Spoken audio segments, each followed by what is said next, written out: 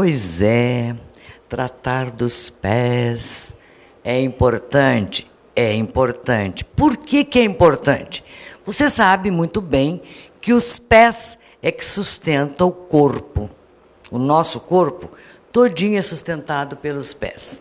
Portanto, eles têm que estar em ordem. Mas se você tem micose, se você tem unha encravada, você vai ao médico dermatologista, ele vai tratar. Mas quem vai cuidar do seu pé, na verdade, é a podóloga. E a Vilma Noda é a especialista em podologia aqui no ateliê do Lincoln Tramontini, na rua Fernando de Noronha, aqui ao lado do Country Club. E é ela quem cuida de muitas pessoas, trazendo a saúde dos pés. Vilma, diga pra gente, ser podóloga é uma especialidade direcionada na área da saúde dos pés? Isso, a podologia é um curso técnico, né, de 2 a 3 anos, que ensina toda a parte dos pés, anatomia, farmacologia. Então, a gente aprende várias coisas sobre os pés. Bom, eu quero saber de você o seguinte, o que se trata aqui? Porque você falou para mim em órtese, em LED, para mim isso é grego. O que é essa órtese e o que é esta LED? Nós trabalhamos com a órtese, né, para pessoas que têm a unha encravada. Então, ela tem uma curvatura muito acentuada, ela acaba entrando na carne, né, na prega da unha. Então, nós trabalhamos com a órtese, que ela vai ajudar a fazer uma abertura da unha para que ela volte no seu formato normal. E a LED, nós estamos com um aparelho novo agora, né, que ela emite uma luz vermelha. Então, ela é para tratamento de unha com micose. Às vezes, a pessoa ela não pode tomar medicamento, porque são medicamentos fortes, que às vezes pode afetar o fígado. Eu acho que é importante a gente dar um destaque agora nesse tratamento dos pés, principalmente do paciente diabético, porque o diabético tem que tomar um cuidado muito grande com os pés, principalmente com as unhas, né? Isso, o diabético ele tem que tomar cuidado com o material pérfuro cortante, né? Porque ele tem dificuldade na cicatrização. Então, nós temos tudo uma aparelhagem, apetrechos, né? Que são direcionados a eles, né? Essa órtese que você falou são os aparelhinhos que coloca na unha, é isso? É como o dentista quando coloca para correção da arcada dentária, é mais ou menos aqueles aparelhos? Isso, nós temos um aparelho que é esse mesmo que o dentista utiliza nos dentes.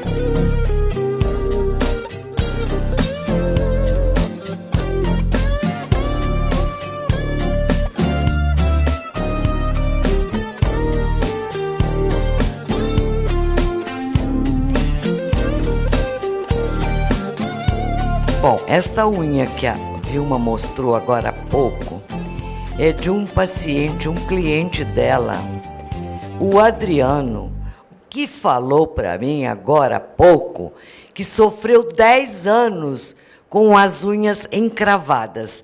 Isso é fato ou é boato? Não, é verdade. Faz muito tempo eu sofri, né, com unha desde pequeno mesmo. E nunca tinha jeito, ia em alguns lugares, não resolvia, remédio não resolvia. E aí começamos um tratamento com a Vilma, e ela começou a fazer um tratamento perfeito, com os remédios perfeitos, me ensinando a forma de cortar, a forma de proceder. Levou um tempinho, que o tratamento demorou um pouquinho, mas foi ótimo.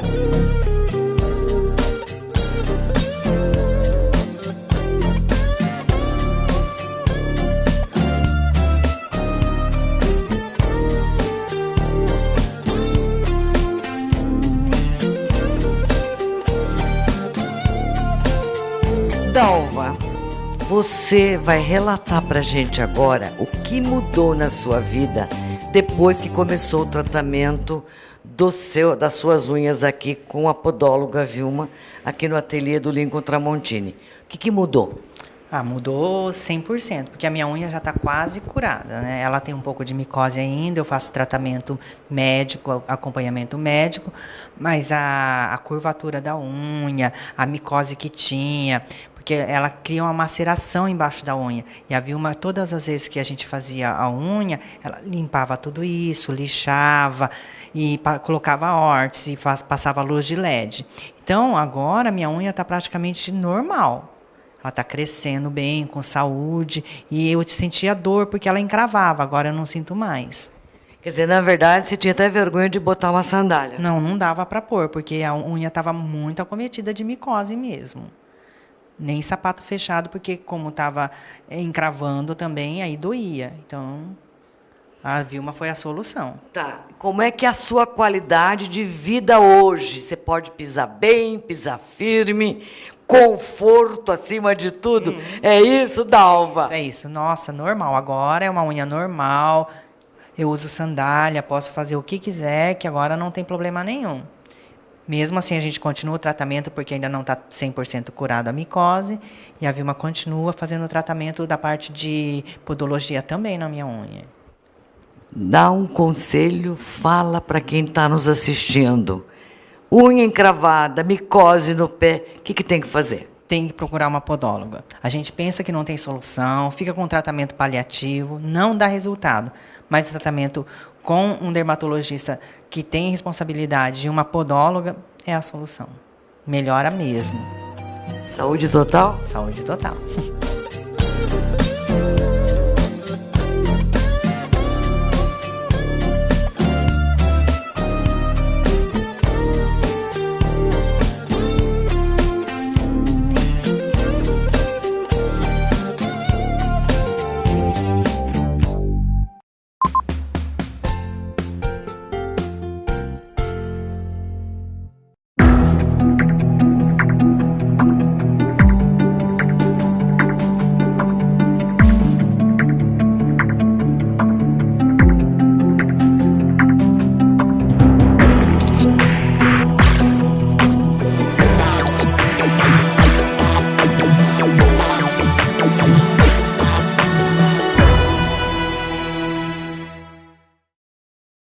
A pitiríase versicolor é uma doença de pele que acomete a população e não escolhe sexo nem idade. Muitas vezes você sabe que você está com a pitiríase versicolor quando você volta da praia. Mas para saber como é que ela se manifesta e por que acontece isso, o dermatologista Dr. Hélio Celestino da Silva é quem está com a gente e que vai poder explicar melhor. Dr. Hélio, a pitiríase, por que ela manifesta quando a gente volta da praia? Porque pitiríase é o mesmo que pano branco? Exato, exato. Às vezes a pessoa tem as lesões de pitiríase e não presta atenção, porque muitas vezes elas são quase da cor da pele. Então a pessoa não nota que tem as lesões. E quando vai à praia, a pele normal bronzeia e onde tem as lesões não bronzeiam, continuam esbranquiçadas. Então dá um contraste a pele bronzeada após praia com as manchas da pitiríase versicolor, que não bronzeia. Então fica visível as manchas brancas, que são características da pitiríase versicolor. E ela pode ser de diversos formatos, diversas formas? Sim, ela tem uma variação muito grande. Então, às vezes ela é mais branca, às vezes ela é mais castanha, mais escura, mais cinzenta. Por isso chama pitiríase versicolor. Versicolor significa várias cores. Então, a pessoa, às vezes, quando aparece já escura, ou cinzenta, ou castanha, a pessoa já percebe de início. Quando ela é quase da cor da pele, a pessoa demora para perceber. Tem tratamento? Tem tratamento. E o tratamento, na maioria das vezes, resolve rapidamente. Em alguns casos, demora mais. Porque, às vezes, a gente trata e os fungos que causam essa pitiríase versicolor, os fungos desaparecem, mas fica uma lesão residual, um tipo de uma cicatriz mais esbranquiçada, porque os fungos que ali estavam, eles diminuem, destrói a melanina, que dá essa cor de pele que nós temos. E fica mais branquiçado por falta desse pigmento. Então, às vezes a gente combate e o fungo desaparece, mas acontece que demora para formar pigmento de novo, por isso que às vezes uma lesão demora para desaparecer, para voltar à normalidade da pele. Você falou que é um fungo. Agora, esse fungo, a gente pega, é contagioso, ele aparece de que forma no corpo humano? É mais em qual tipo de raça? Todas as raças têm esse fungo na pele. Esse, como você falou agora, ele não separa a raça. E todas as raças podem ter, no asiático, no negro, no branco, no europeu, todas as raças podem apresentar esse tipo de micose. Esse fungo ele faz parte do meio ambiente.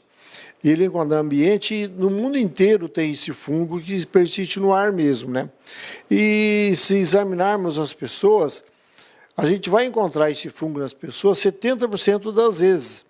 Então, muitas vezes tem o fungo na pele, mas a pele do indivíduo não permite a multiplicação do fungo. Porque o fungo só provoca lesão quando ele consegue se multiplicar na pele. Muitos, então, portadores sãos, eles têm o fungo, mas não se multiplica, ele existe assim de modo isolado e não provoca lesão. A pessoa tem o fungo, mas não tem a doença. Isso é porque ela cria uma resistência, uns anticorpos contra ele? Não é bem isso. É o tipo da pele, a estrutura da pele. Não tem nada a ver com a imunidade em si. É o tipo de pele que favorece a multiplicação. Porque nós somos diferentes. Cada um é cada um. Então, tem pele receptiva ao fungo, que aceita que o fungo se multiplica, e a maioria das vezes, da maioria da população, embora tenha o fungo na pele, o fungo não se multiplica porque a estrutura não permite a multiplicação. Essa pele das pessoas não são receptivas ao fungo. Todas essas figuras que nós estamos mostrando aí no vídeo, enquanto a gente está falando, é para mostrar a diversidade que existe da aparência dele na pele, é isso? É verdade, Mafalda. É o seguinte, algumas outras doenças têm um aspecto semelhante dessa pitiríase versicolor, que o povo chama de pano branco, micose de praia. Tem muitas outras doenças que têm esse aspecto, pitiríase alba, pitiríase rósea. Então, outras doenças, que nem a hipomelanose macular progressiva. Que é isso? Não, é uma doença de causa desconhecida que tem um aspecto dessa micose. E que é muito comum em pessoa mestiça, pessoa morena, sabe? Muito comum e a pessoa acha que tem micose. Tem essa micose de pitiríase versicolor. E não é propriamente essa micose. Então, tem essas doenças que parecem, né? E a gente tem uma certa dificuldade, às vezes, de fazer o diagnóstico.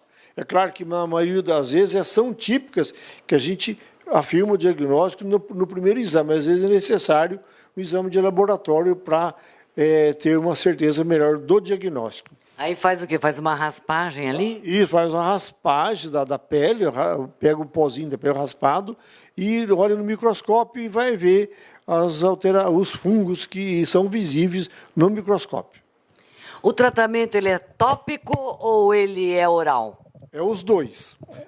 Tem alguns comprimidos que ele toma para poder, durante alguns dias, e tem também o tópico, também, que é creme e alguns shampoo que pode ser usado. E esse tratamento ele vai variar o tempo do tratamento de acordo com cada pessoa? O tempo, às vezes, rapidamente resolve, às vezes demora mais. E outra coisa também que é importante frisar é que o tratamento, às vezes, resolve e depois o indivíduo pode pegar de novo, né? Tem indivíduo que volta aqui, mas pegou de novo, né? Porque eu já tratei que a pele do indivíduo ele continua receptiva e pode, numa outra ocasião, desenvolver a micose de novo, né? E eu falo para vocês, ele não vai ficar pegando a vida toda, porque a nossa pele muda a estrutura. Não tem, porque se a pessoa tem esse contato com o fungo desde criança, e depois de uma certa idade, depois de uma certa estrutura que a pele possui, é que eu pego o fungo. Mas a estrutura vai mudar. Então, é uma fase da vida que a pessoa fica receptiva ao fungo. Isso, eu já vi muitos jovens com a pitiríase versicolor. Ela é mais comum no adolescente e no adulto jovem. Mas pode ser em outras. Em criança, a gente não vê esse fungo, não. A partir dos 10 anos, muito difícil, mas do adolescente e do jovem, que são as idades de maior frequência dessa tal da pitiríase versicolor. O sol é bom ou não? Olha, o sol não faz diferença. Porque o sol é o seguinte, o sol, como eu já falamos agora há pouco, quando a pessoa bronzeia, a lesão fica mais visível. Não é porque ele faz aparecer a doença faz as manchas ficarem mais visíveis. Então, apenas visualiza melhor a lesão. Mas o sol não tem nem pior e nem melhor essas tal da pitiríase versicolor.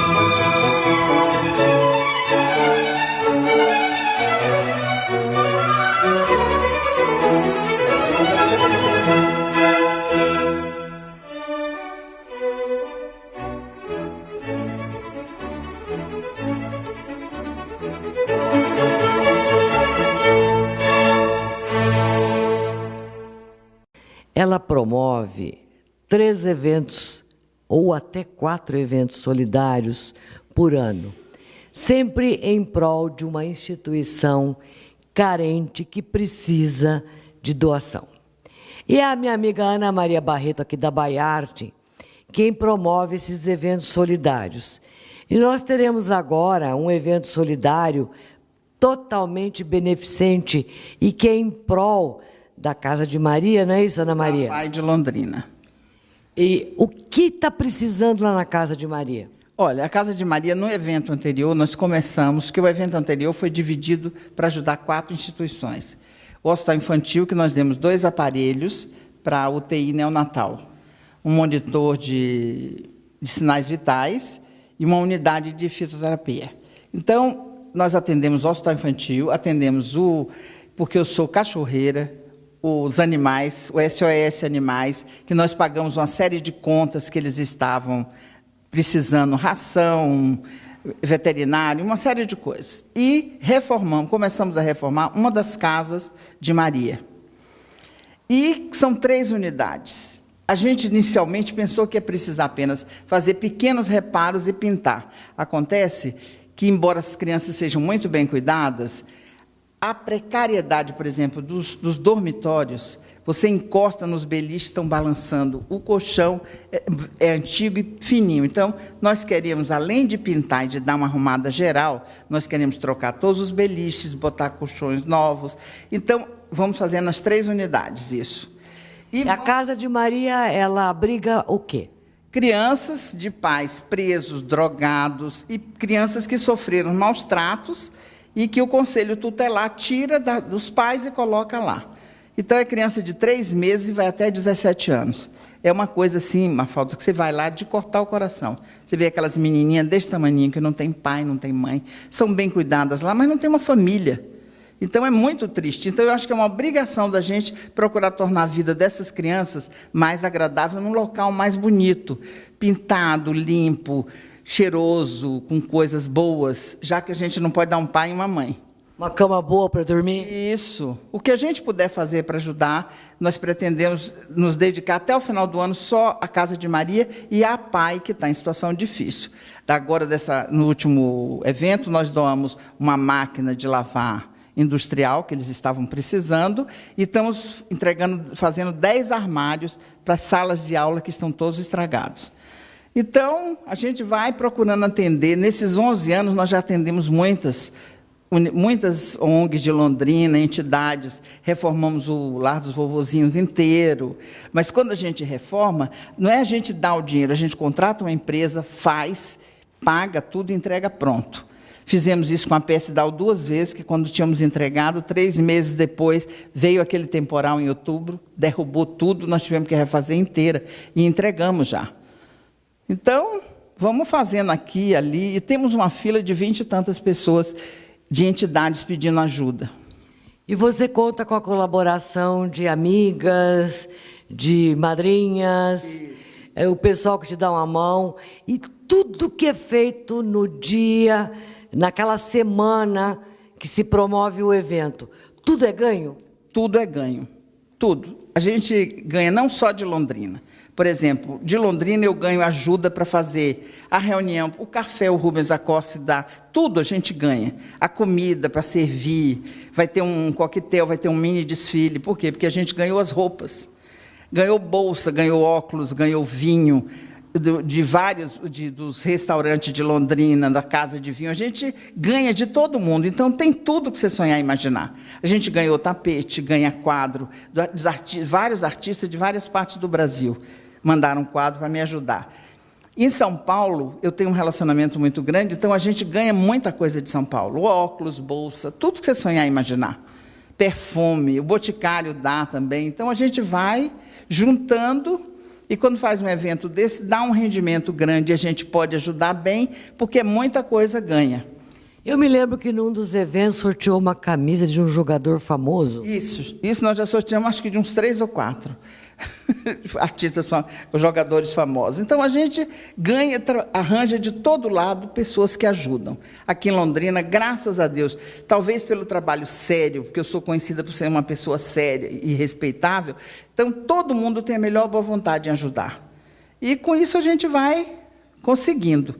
Eu quero deixar aqui até um convite para as pessoas virem prestigiar as madrinhas, as amigas solidárias e todas as pessoas que tiverem um pouco de generosidade no coração. Eu sei que vão vir comprar qualquer coisa e para ajudar a gente a continuar a fazer esse trabalho. Porque, na verdade, tudo que está aqui foi doado, ele será vendido. Isso, e a renda é totalmente revertida. Isso. Para fazer todas essas obras. Às vezes a renda não é nem suficiente, mas aí um amigo aqui ajuda mais um pouco, o outro, a gente também ajuda, vende mais um quadro, e a gente vai levando e conseguindo. Ana Marta é uma das organizadoras junto comigo, ela me ajuda muito. Então não dá para eu citar, porque são mais de 300 pessoas que nos ajudam. Mas nós somos gratíssimos a todos. A ONAC é uma parceira, está sempre conosco.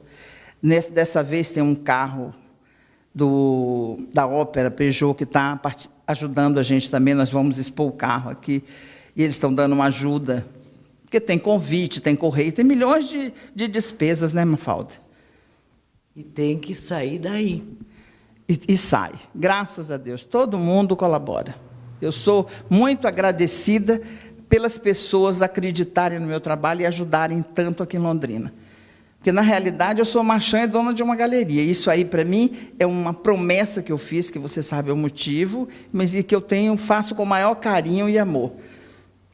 Dedicação total e exclusiva. Isso, sem dúvida nenhuma. Eu me dedico de corpo e alma, como eu me dedico à galeria, que esse ano está fazendo 39 anos.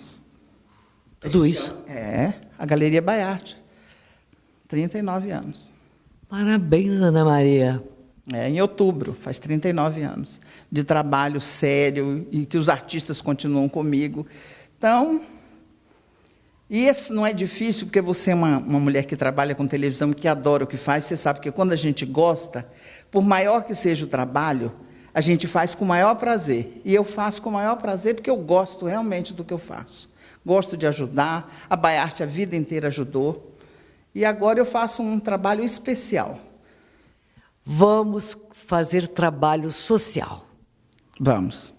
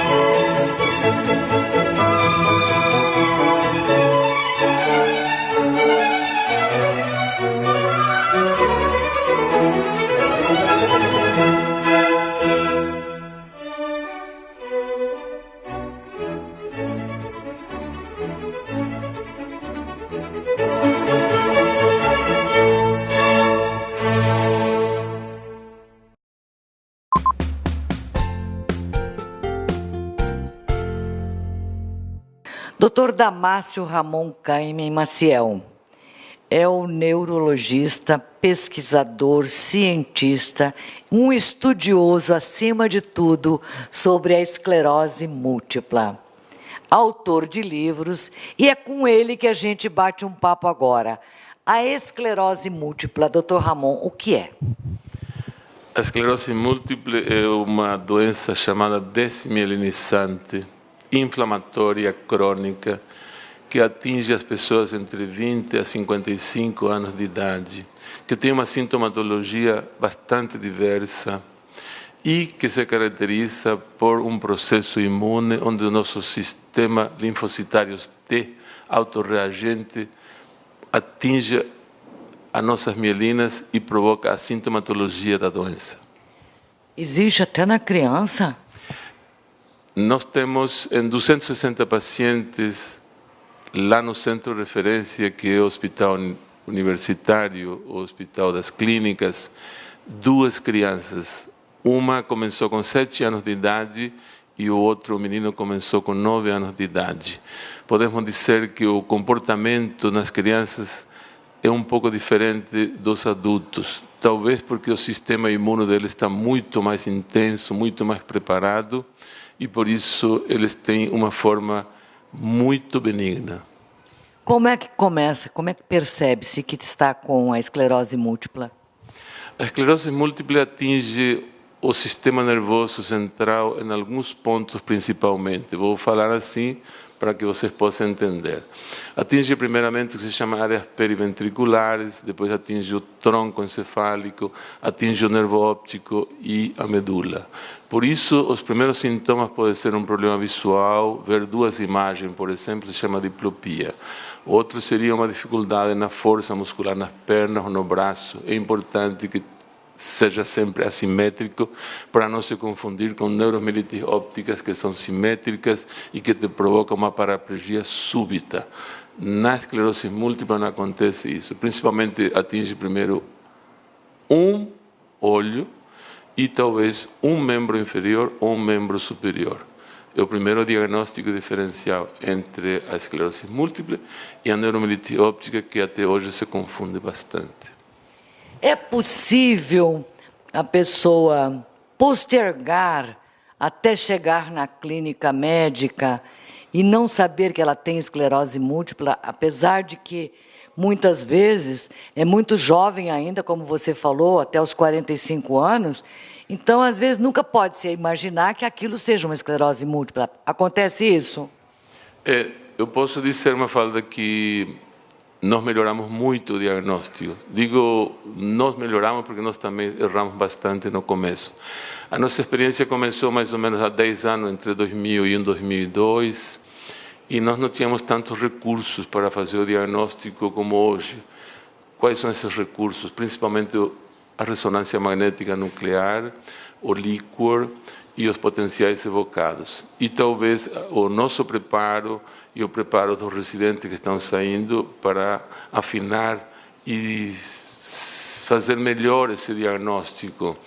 Então, o preparo acho que é muito importante, porque eles estão preparados a escutar a clínica, e quando existe uma suspeita clínica, então se solicita esses exames complementares que nós já falamos, ressonância magnética nuclear de crânio, órbita, coluna cervical, líquor e os potenciais evocados. Juntando todos esses elementos, nós podemos chegar a um diagnóstico com certa precisão.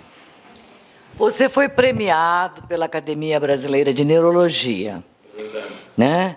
Já 2, 3, 4 anos consecutivamente. Foi sim, Mafalda. Ano passado, nós ganhamos o Prêmio Nacional ao Melhor Trabalho no Recife. E esse ano tivemos a sorte de repetir isto em Florianópolis. Então, nós ganhamos por 2 vezes, somos bicampeões.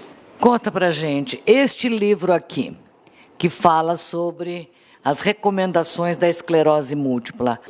Você é um grande colaborador. E este livro aqui, ele é direcionado para médicos, para pacientes, para a população. Como é que faz para adquirir? Se adquire na livraria médica em Londrina, tem. É um pouco difícil, mas tem sim para venda. É um livro da Academia Brasileira de Neuro, e esse livro foi realizado por 24 colegas.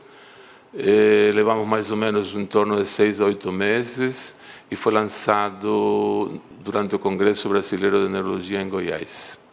Dr. Ramon, esta revista Veja aqui, do dia 7 de novembro, portanto, é uma revista recente. Aqui na página, na coluna que fala de medicina, tem aqui um experimento de um médico italiano da Universidade de Ferrara. Está aqui na página, eu já tinha até deixado mais ou menos aqui separado. Dr. Paulo, que ele fala sobre a esclerose múltipla e, inclusive, ele fez um experimento, a técnica que ele usou na própria mulher dele em 2006, na Helena, na esposa dele. E este caso foi publicado e ele relata isso como grandes resultados. Você o conhece? Eu posso dizer que sim. Eu assisti uma aula dele agora em Lyon, durante 2 horas, mas eu já conhecia o Dr. Paulo Zamboni desde o Havaí, há 2 anos atrás, depois este ano em New Orleans. Ele foi extremamente criticado no Havaí, foi extremamente criticado novamente em New Orleans, porque ele usa uma técnica que não é reproduzível. Então ele diz e ele acha que a esclerose múltipla se deve a uma estenose da veia jugular. Então ele usa uma técnica endovascular de colocar balões, de colocar stent nas jugulares. Como a esclerose múltipla é uma doença que melhora, piora, as remissões e as exacerbações, então se acredita, primeiro, que as pessoas que melhoraram com a técnica dele, ele pegou o paciente numa fase de melhora. Por outro lado, em New Orleans houve comentários muito sérios ao ser acusado de que nem sempre os pacientes dele eram portadores de esclerose múltipla. Como disse que a técnica não é reproduzível, então teve resultados controversos. Nem sempre os resultados eram positivos. Então, o mundo da ciência, e principalmente na neuroimunologia, na esclerose múltipla, eles, por entanto, não estão recomendando a técnica do Dr. Zamboni. Portanto, essa na jugular, conforme ele coloca aqui, ela é meio contestada ainda. Por enquanto é bastante contestado, porque as imagens que ele mostra das jugulares nem sempre mostravam verdadeiras estenoses. Ele acredita que, como a maior quantidade de sangue que se aproxima ao cérebro tem que passar pelas jugulares, entendeu? Ele acha que por aí também trafega nosso sistema imune. E como tem uma estenose das jugulares, entendeu? Então esse cérebro passará a ter dificuldade no aspecto imunológico. Então ele acha que dilatando as jugulares ele pode melhorar esses pacientes. Mas parece isto ao mundo científico não parece ser o correto até o momento. Por isso não se justifica a recomendação da dilatação das jugulares. Dr. Ramon, e agora? Existe prevenção, existe tratamento, tem cura? Conta pra gente, Dr. Ramon. Tá bom. Podemos conversar bastante, então. Existem os fatores que complicam a esclerose múltipla. Vou começar, por exemplo, simplificando. Eu estou num lugar que tenha pouco sol. Então, se eu tenho pouco sol, eu vou ter pouca quantidade de vitamina D, que está na moda hoje. Não é que a falta de vitamina D ou diminuição da vitamina D seja responsável pela esclerose múltipla.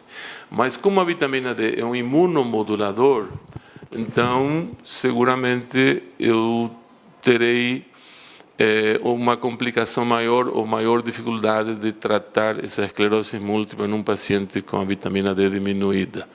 Outra causa, por exemplo, o fumo. Em mulheres que fumam bastante, entendeu? Se encontrou de que pelo menos em 2 a 3% dos pacientes fumantes terá maior predisposição a realizar a múltipla esclerose ou a ter múltipla esclerose. Gravidez. A gravidez, pelo contrário, a gravidez, por exemplo, vem a melhorar na fase de gravidez. Agora, quando passa a gravidez, como o sistema imuno diminui e nós estamos com uma resistência menor, os surtos pioram. Apenas como um exemplo para prevenir a esclerose múltipla. Agora, como tratar a esclerose múltipla? Como é uma doença imunomediada e o sistema imune está muito comprometido, nós temos que usar medicamentos imunomoduladores, imunossupressores. Nós temos hoje 4 imunomoduladores, alguns imunossupressores. Nós temos um medicamento hoje que é subcutâneo, medicamento intramuscular. Nós temos agora a endovenosa, que é um anticorpo monoclonal, que se chama natalizumab.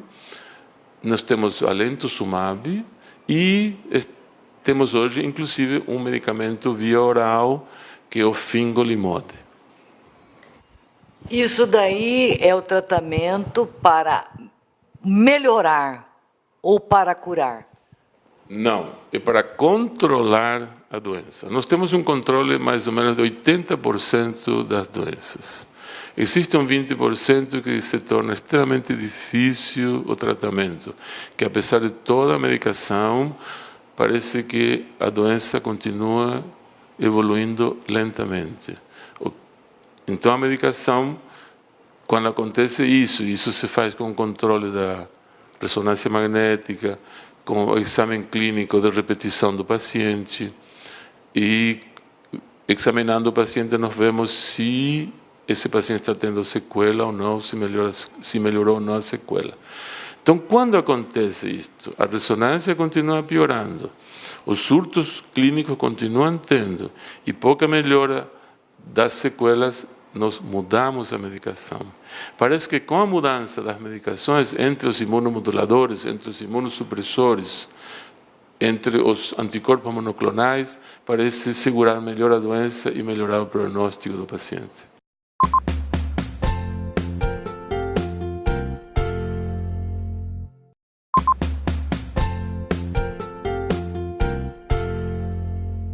Doutor Ramon, tem alguma característica genética, hereditária? Tem alguma carga genética? Sim. Hoje, com certeza, sabemos que existe um fator genético muito importante. Para isso se faz a pesquisa do HLA. E que é HLA? São o nosso sistema imune, são os nossos linfócitos, e aqueles marcadores do nosso sistema imune. Entendeu? Então, se eu tenho HLA DR15, eu tenho uma predisposição muito importante para fazer a esclerose múltipla. Isso é o aspecto genético da esclerose múltipla. E aí, se a gente fizer esse exame aí e der que tem essa predisposição, há como prevenir para que ela não se manifeste? Não, nesse sentido não existe trabalho. Porque a presença do HLA DR15 não significa que eu vou ter esclerose múltipla. Eu vou ter um fator muito mais importante. E comparado com uma população, seguramente a facilidade de fazer uma esclerose múltipla vai ser de 30 vezes mais do que na população normal. É apenas um marcador. É um marcador que fala da suscetibilidade dessa pessoa passar a ter esclerose múltipla. O paciente com esclerose múltipla tem que ter um cuidador? Tem que ter alguém para gerenciar a atividade dele ou não? É muito importante essa pergunta. Como a esclerose múltipla tem várias fases, e nós temos várias formas de esclerose múltipla. A esclerose múltipla começa com uma forma chamada CIS, Síndrome Clinicamente Isolada. Então, o paciente tem um primeiro surto, ele tem uma ressonância alterada, um líquor alterado, e ele tem uma vida normal ainda. Agora, se isto volta a repetir, e aí passa a ser um remitente recorrente, por exemplo, ou um secundário progressivo mais tarde, e o paciente passa a ter dificuldade de realizar suas atividades normais, se começa a piorar a qualidade de vida, aí sim ele vai precisar ter um cuidador. É diferente de um Alzheimer, por exemplo, que ele tem um comprometimento cognitivo, ele não sabe que dia é hoje, ele não sabe o nome dele, ele está desorientado em tempo e em espaço, ele já passa a não se cuidar de si mesmo, ele não consegue realizar suas atividades normais, então aí precisa ele ter um cuidador. A esclerose múltiple necessitará de um cuidador só numa fase bastante avançada da doença. E isto é muito difícil na esclerose múltiple. Nós temos apenas 20% que chegam nessa fase. E além disso, depois de 15, 20 anos de doença. Antes não tem isto. Você falou em vitamina D. Falei. E você falou. Agora há pouco você falou na vitamina D. Agora eu quero saber. Aquelas raças que ficam lá onde não tem muito sol são mais suscetíveis porque não tem a vitamina D. E aí, o paciente que tem a esclerose múltipla, agora é moda tomar vitamina D. Você, como uma pessoa que pesquisa, que é cientista nesse aspecto, a vitamina D, a ingesta é importante? Tomar o sol é importante? É importante os dois. A ingesta da vitamina D e o sol é muito importante. E isto parece ser verdadeiro e tem muita verdade, Mafalda. Vou lhe dar um exemplo. Os indígenas, as pessoas que vivem em lugar de calor, os nossos nativos do Amazonas, eles passam a ter esclerose múltiple de 1 a 2 por 100 mil habitantes. Já no sul do país, Rio Grande do Sul tem 25 por 100 mil habitantes. O Paraná, aqui Londrina, eu posso falar que nós temos hoje 14 por 100 mil habitantes. Então parece existir uma relação muito forte entre o sol e a vitamina D. A vitamina D, sendo uma substância imunomoduladora, parece verdadeiramente agir de forma de prevenir e de forma positiva na esclerose múltiple. Então a ingesta via oral é importante. É importante. Para que você possa usar a vitamina D, então faz a dosagem de vitamina D. Se vir inferior, nós temos a vitamina D em gotas e que se pode repor e com isso controlar o déficit da vitamina D.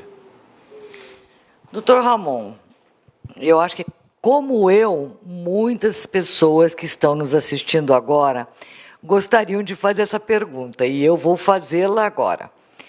Como você falou que a esclerose múltipla, ela se manifesta ainda jovem até os 45 anos. Pode se estender até os 55. Pode se estender até os 55. Eu que já passei dos 60, não corro mais esse risco? Se houver uma história clínica e as imagens e os exames complementares lembrar uma esclerose múltiple, é possível se fazer o diagnóstico de esclerose múltiple. Agora, quadro clínico que lembra uma esclerose múltiple depois dos 60 anos, vale a pena reinvestigar e procurar uma etiologia diferente da esclerose múltiple.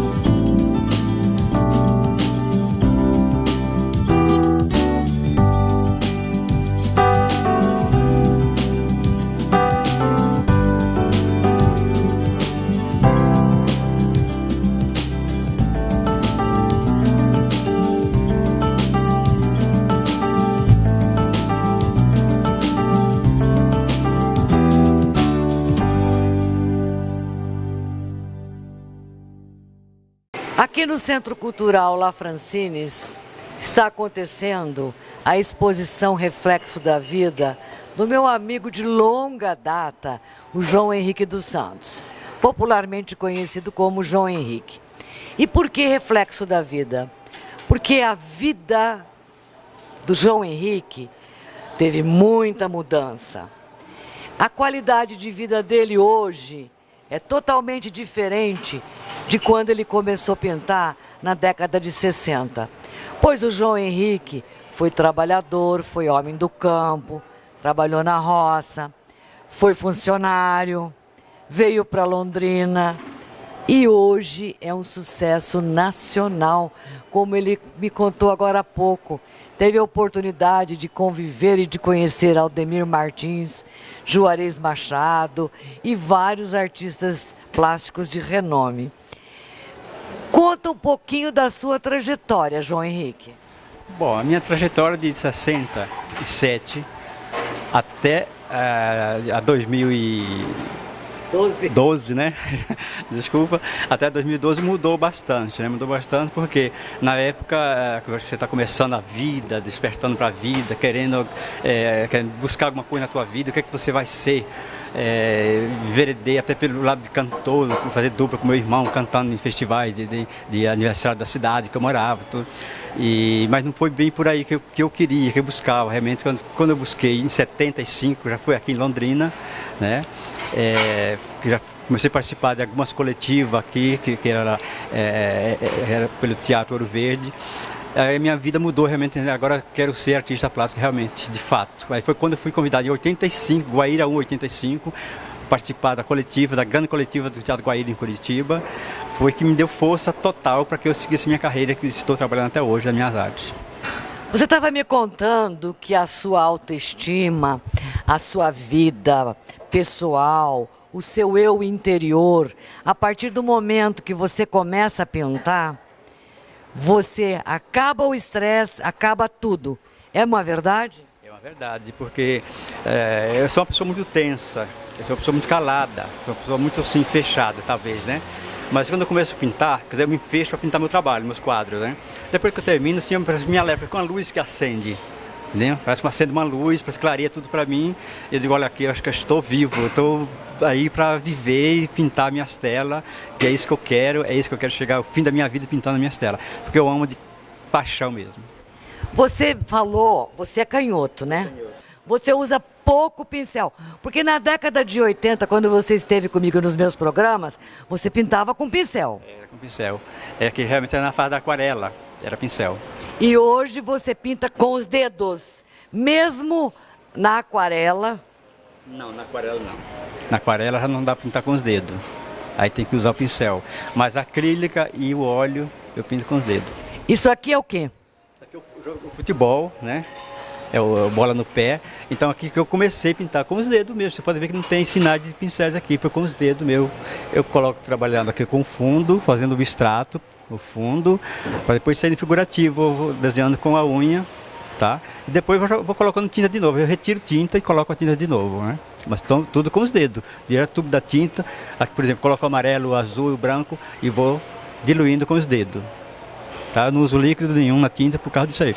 Então vou totalmente com os dedos isso aqui. Só na assinatura. Assinatura que você usa o pincel. Pincel. E como é que você desenvolveu isso? Conta, olhando ali para aquela lente da verdade. Conta como é que você desenvolveu isso, João Henrique. Desenvolver sozinho mesmo, sabe? Você fica no teu ateliê, no teu trabalho, você fica sozinho, você fica imaginando coisas. Então eu começo a pegar as tintas, começo a jogar na tela, eu começo a trabalhar com as mãos. Então eu vi que tinha algum resultado, um bom resultado. Aí foi por aí que começou. Entendeu? Eu já fui premiado com telas pintadas com os dedos.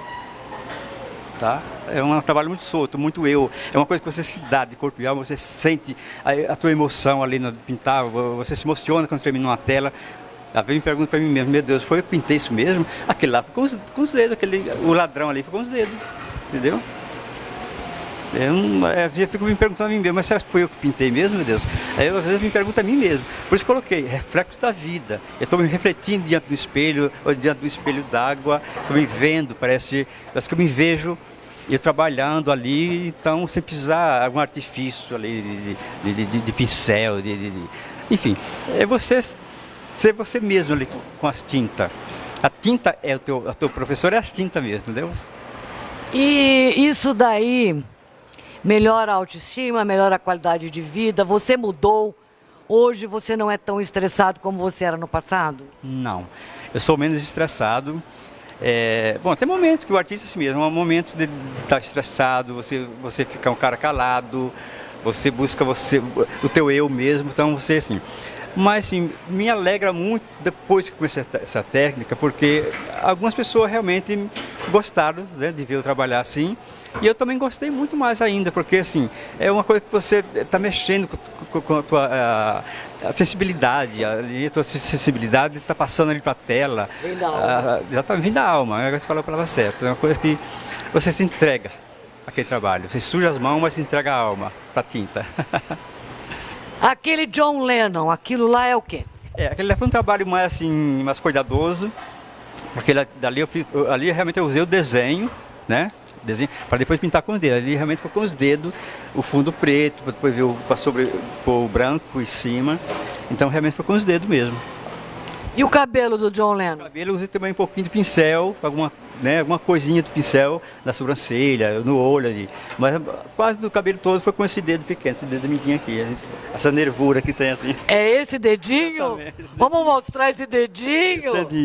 Esse dedinho. Só que eu deixo a unha crescer, né? Para fazer aquela nervura do cabelo, o movimento do cabelo, né? Aquelas outras duas telas lá, elas revelam, uma delas é a paz.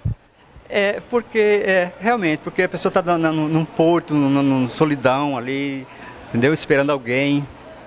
Tá? Por exemplo, a outra tela da mulher do chapéu é uma pessoa que está esperando porque não marcou encontro, né? É uma espera solitária, uma espera de repente, talvez não venha, né? Aquele que ela está esperando. Esperando porque você não marcou encontro. Mesmo São Francisco também é com a mão? É com a mão. Menos os detalhes pequenos no caldo da boca, alguma coisa da barba. Agora o São Francisco grande, o vermelho ali, arrebenta totalmente com os dedos. Todinho? Todinho. O vermelho. Esses quadros maiores é com os dedos mesmo. Não tem pincel? Não tem.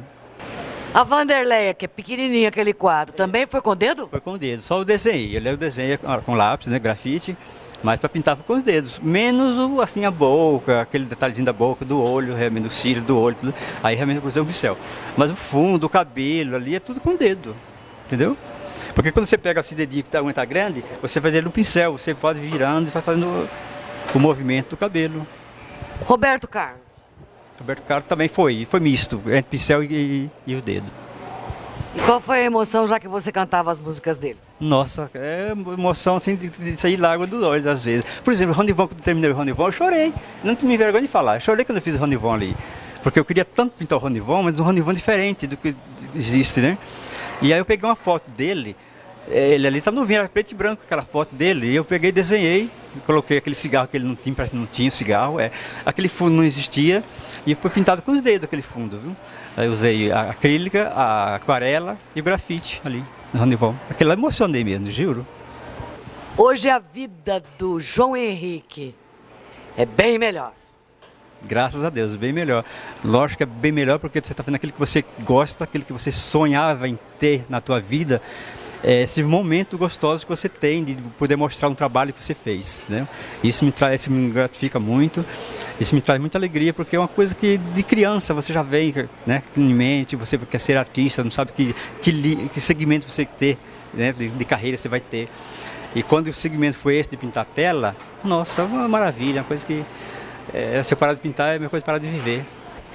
Bem aqui na sua tela, eu quero que você passe a sua mensagem, a mensagem de vida. O que mudou na sua vida? Olha, gente, o que mudou na minha vida através do meu trabalho, através da minha arte, é que todo mundo poderia mudar a vida. Por isso, você tem uma vida agoniada, uma vida assim tensa, uma vida preocupada com o dia a dia, preocupada com o seu bem-estar de vida. Procure fazer alguma coisa em casa, não só pintar, mas vocês são mulheres, vão bordar e vão fazer um crochê, uma coisa ou outra. Você saia desse mundo fechado que vocês vivem e façam alguma coisa que alegre também o seu público, que alegre o povo que te vê, entendeu? Que a pintura, a arte, a pintura é vida, entendeu? É como ser uma gestação, é uma vida que você terminou uma tela ali, como se tivesse nascido uma criança.